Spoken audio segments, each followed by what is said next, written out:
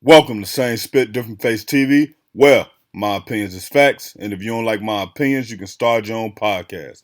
And it's free. So don't forget to spit on the like button, the subscribe button, and the notification. If you clicked on this video to hear about Julio's alleged fifth killer, I need you to hit that like button. If you're new to the channel, hit the subscribe button. Now, Spit Squad, Julio Foolio, alleged fifth killer.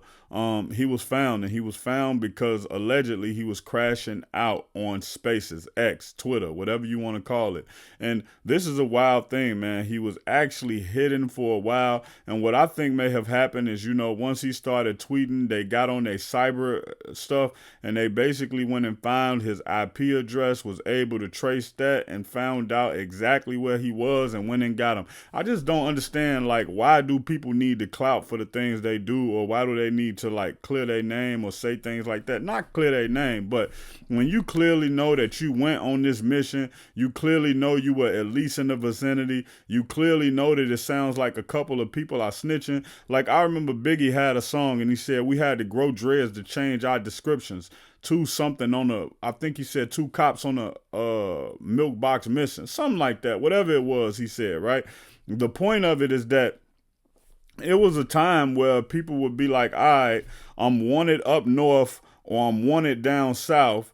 All right, if I'm wanted up north, let me go down south. If I'm wanted down south, let me go up north. And then they'll probably change their description. They would grow dreads, or they would grow braids, or they would grow a beard, or, if they dress real flamboyant up north, they would start dressing more moderate down south. They would do things. But nowadays, when guys are on the run, they be like, oh, let me go Instagram live, let me go on Twitter and talk my ish. They ain't been able to find, man. With technology now, you're gonna be found.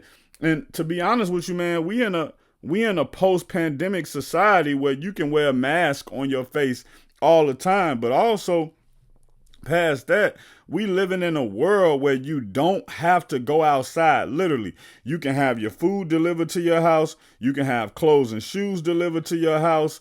So it's so many different things that you don't have to do, where you could just lay low and not get into trouble. You can literally you can work online and do different services. You can start you a YouTube channel online where you just use your voice, and you can actually change your voice to where people can't recognize your voice and just sit in the house and do a YouTube channel.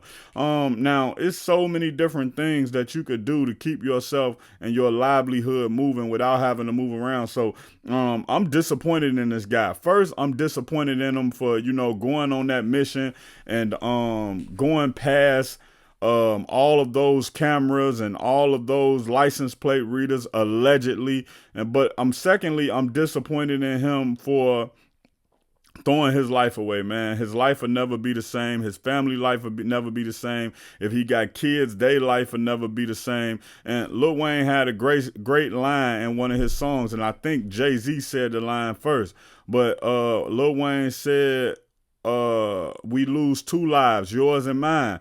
And basically mean, if you kill that person, your life get lost to the system and their life get lost to the grave. So it's a lose-lose situation. And I wonder when people will start realizing, these crash out missions, and they are crash out missions because you doing it with the expectation of knowing you're not gonna get away, but you thinking you're gonna get away. See, that's the difference, man. A lot of back in the day, guys would plan out everything knowing they was gonna get away, man. They would invite somebody somewhere that's public. They would get them in the car, they would take them somewhere, and then you would never hear them from them again. I'm talking about like the mob days when, and they have sanctioned hits where you walk into a room and you don't walk out. But nowadays, man, these guys will go pull up on a person at that person's job or at that person's house, and that person to have on their work uniform, or that person to have on the same outfit that they posted on Instagram earlier in the day, or that person will say that other person's name while they running away from the scene on camera. It's just a lot of crash out missions going on, man. We gotta pray. We got to pray for the young guys, man. We got to pray for them to understand the error in their ways and how they just throwing their life away. And I'm going to tell y'all one thing that I said on my other post. I was on Facebook and it was this guy like, man, I ain't gonna lie, I cried plenty of nights while I was in Statesville, and then Statesville is a prison. For those of y'all who don't know, it's a prison in Illinois, and it was a bunch of other guys who was just saying, man, I cried too. I cried too, man. I was crying every day. I was crying that first night when I got those 5 years.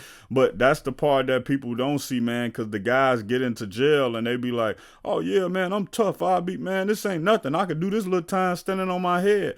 Yeah, you probably tough enough physically, and maybe you even tough enough mentally. But then you got to think about holidays come around. People not sending you stuff. Your kids, you're not getting pictures of your kids like you supposed to. Your kids resenting you. Your baby mama getting hit by somebody else. The girl that you thought you had or that thought loved you.